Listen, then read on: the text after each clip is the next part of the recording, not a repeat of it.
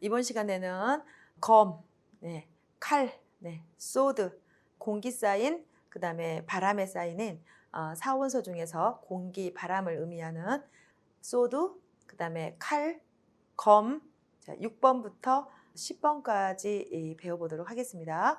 여러분들 이제 키워드나 이런 것들은 이렇게 소드 6번 그러면 키워드는 한 5개 정도가 쫙 이렇게 나오면 좋고, 그 다음에 이게 이제 긍정이냐 부정이냐, 어떠한 질문을 물어봤을 때 답에 나오면, 결론 자리에 나오면 긍정이냐 부정이냐 이렇게까지는 좀 아시고 나서 타로를 상담하셔야 되겠죠. 그 다음에 지금 이제 배열법도 좀 몇 개 알아놓고 상담을 하시면 훨씬 더 좋겠죠.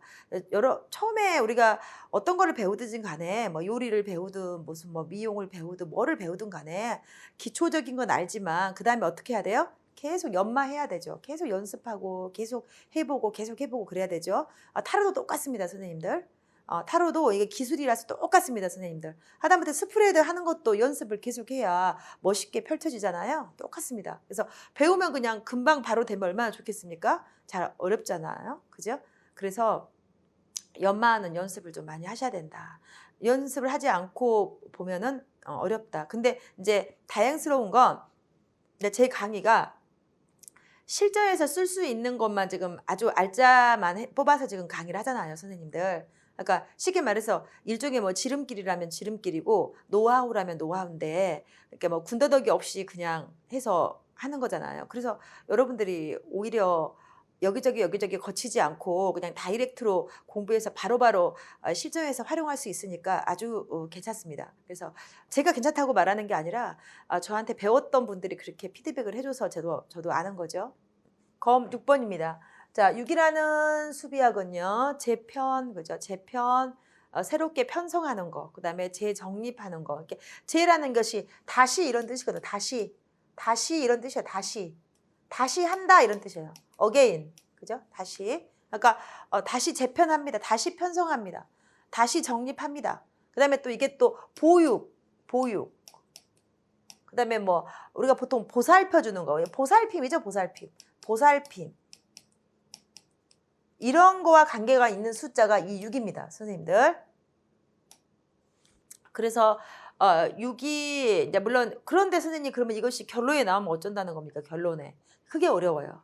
그러니까 매매 물어보고 승진 물어보고 합격 물어보고 연애운 물어보고 했을 때 손님한테 네 연애운 들어와, 합격해, 승진해 이렇게 말해줄 수 있는 게 6이라는 게 나오면 어떻게 말해줘야 됩니까? 이게 어렵습니다. 그 숫자 중에서 1, 2, 3, 4, 5, 6, 7, 8, 9, 10 중에서 이 6이라는 숫자가 제일 어렵습니다, 선생님들.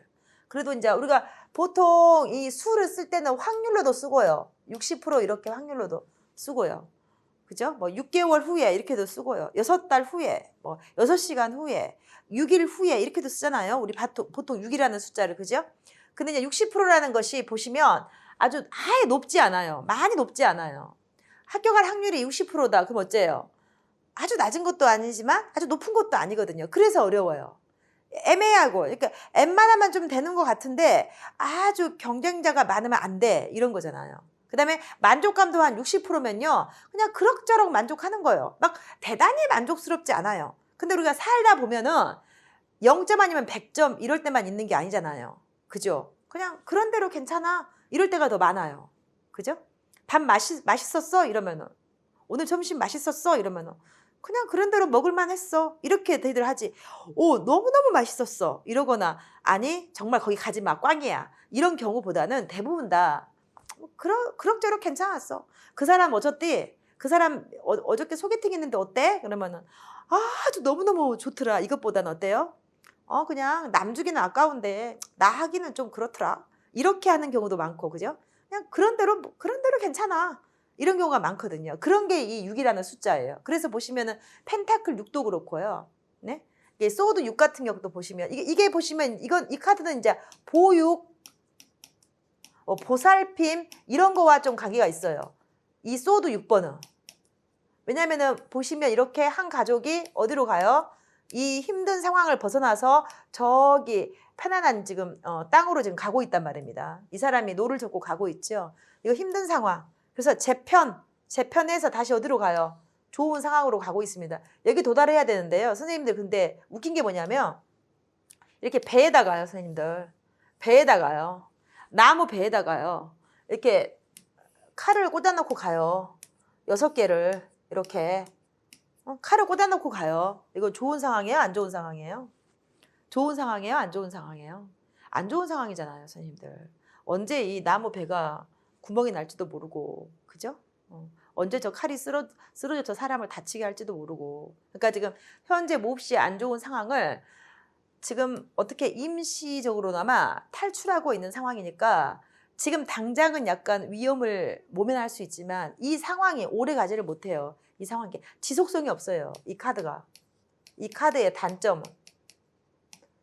그러니까 내가 지금 어려운 상황이 좀 확실하게 이렇게 탁 이렇게 전화위복돼서 좋게끔 탁 이렇게 돼야 되는데 그러지를 못한다는 뜻이에요. 그러지를 못한다는 뜻이다. 그래서 이 카드가 리딩하기가 되게 힘들죠. 매매 되겠습니까? 합격 되겠습니까? 누군가의 도움으로 잠깐은 좋을 수 있겠지만 지속성이 없다. 그러니까 합격이 쭉 연결되지가 않고 남자친구 사깁니까? 그죠? 잠깐 어떤 사람 잠깐 만날 수 있어. 그렇지만 그게 매우 좋은 상황은 아닌 거죠.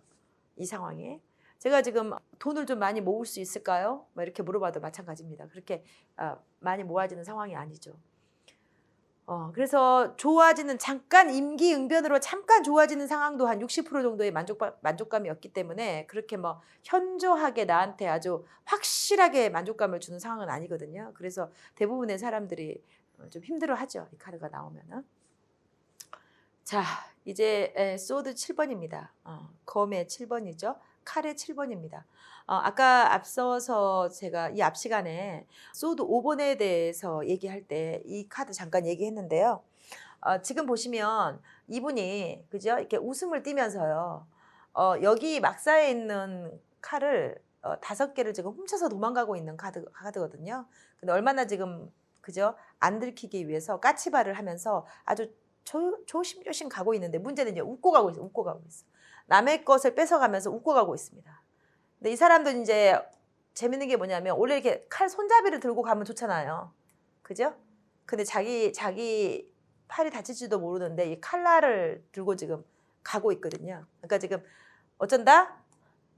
뭐 똥오줌 가릴 때가 아니고 똥된장 가릴 때가 아니고 쉽게 말해서 지금 급한 와중에 막 혼자서 도망가는데 이제 문제는 웃고 있어요. 그래서 이 사람을 우리가 보통 도둑놈, 뭐 스파이 이렇게 얘기합니다. 근데 선생님, 아까도 제가 얘기했지만, 그죠? 내가 물론 우리가 타로를 볼 때요, 도덕적이고 윤리적이고 되게 이런 사람만 오는 게 아니라고 했고, 질문을 할 때도 우리가 좋은 질문만 받아서 볼 수는 없습니다. 이게 무슨 말이냐면은 이런 경우도 있습니다. 저희 어머니가 언제 돌아가십니까? 이렇게 물어볼 때도 있습니다. 근데 그게 정말 막 그 안 좋은 마음으로 물어볼 수도 있지만 예를 들어서 치매를 앓고 계시는데 중환자실에 지금 막 한 3개월 있는 거예요. 치매를 앓고 계시고 중환자실에 한 3개월 있는데 연세는 한 95세예요. 예를 들어서 이런 분이 왔다. 아니면 이럴 수도 있잖아요. 우리 남편이 예를 들어 지금 77세인데 예를 들어서 그냥 이렇게 연명치료처럼 이렇게 호수만 이렇게 꽂고 있습니다. 근데 아무도 못 알아봐. 근데 이거 벌써 한 10년 됐어. 10년 됐어. 예를 들자면 더 이상 그러니까 뭔가 좀 인간으로서의 그런 좀 뭐 활동을 한다거나 뭐 이런 게 없잖아요. 이런 분들이 예를 들어서 뭐 언제쯤 돌아가실까 이렇게 물어보는 경우도 있습니다. 간혹가다 있습니다. 저 같은 경우도 뭐 남편이 언제 돌아가실까 이렇게 물어보신 분도 있었는데요. 그냥 뭐 암 막 아주 힘들게 암 막 투병하고 고생하고 막 이러는데 의사 선생님이 이제 얼마 안 남았다 이렇게 된 상태에서 물어보러 오셨길래 제가 좀 기다리시면은 뭐 알아서 답이 나올 텐데요 이렇게 얘기를 했더니 다른 여러 가지 거 좀 정리하느라고 그렇습니다라고 얘기를 해서 제가 이제 드린 경우도 있지만 어쨌건 우리 타로를 보는 사람이나 사주를 보는 사람이나 이런 사람들은 활인업이란 말입니다. 활인업. 다른 사람의 목숨을 살펴주고 보살펴주고 지켜주는 사람이지 우리의 지식으로 나한테 갖고 있는 이 재능으로 다른 사람을 해코지하거나 막 협박하거나 겁박하거나 그런 업은 아니에요. 그렇게 하면 큰일 납니다. 근데 이제 손님이 그러니까 제가 골라서 손님을 받지는 않잖아요. 아까도 말했지만 그래서 좋은 사람만 골라받고 나쁜 사람은 안 골라받고 이러지는 않는데 어쨌거나 그래도 한 인간으로 봤을 때는 상담을 해줘야 되는 게 맞습니다. 뭐 양아치든 뭐 도둑놈이든 뭐든. 근데 이제 질문을 딱 받아보면 알아요. 아, 이 사람이 좀 좋은 사람인지 안 좋은 사람인지 알 거 아닙니까? 그다음에 타로를 볼 때도 현실적인 질문인지 절박한 질문인지 봐야 되기 때문에 몇 마디 물어보면 압니다. 근데 예를 들어 저 같은 경우도 제가 어떻게든지 뭔가를 이겨야 되고 어떻게든지 뭔가를 가져야 되고 이런 상황이 살다 보면 발생할 수 있거든요. 남의 것을 뺏어 도둑질, 아주 합법적인 도둑은 이렇게 뭐랄까 좀 일부러 하는 도둑이 아니라 어쨌든 간에 모르게 하는 도둑질이라도 갖고 와서 내 거를 챙겨야 될 때가 생깁니다. 사람은 살다 보면은. 그런 경우가 안 생기면 얼마나 좋겠습니까? 그러니까 이것도 마찬가지로 수단과 방법을 안 가리고 남의 걸 갖고 와서 내가 합격을 하거나 승진을 하거나 당선을 하거나 그럴 수 있기 때문에 그런 답을 줍니다. 이렇게 영광스러운 합격이나 영광스러운 당선이나 영광스러운 이직이나 승진이 아니라 하더라도 네, 어쨌거나 손님한테는 승진이 됩니다. 합격이 됩니다. 이렇게 말해줄 수 있다 이 소리입니다. 제 말은. 개인적으로 봤을 때 이 사람 싫죠. 당연히. 도둑놈을 누가 좋아합니까? 스파이를 누가 좋아합니까? 그렇지만 우리는 사람이 왔을 때 이 카드를 그대로 읽어줘야 됩니다. 네, 이번에 합격합니다. 우리 손님이 수단과 방법을 안 가리고 합격하겠는데요. 남의 것을 빼들어 와서라도 합격하겠는데요. 남자친구 생깁니까? 예를 들어서 우리 친구의 남자친구를 뺏어와서라도 남자친구가 생길 수 있어요. 예를 들자면요.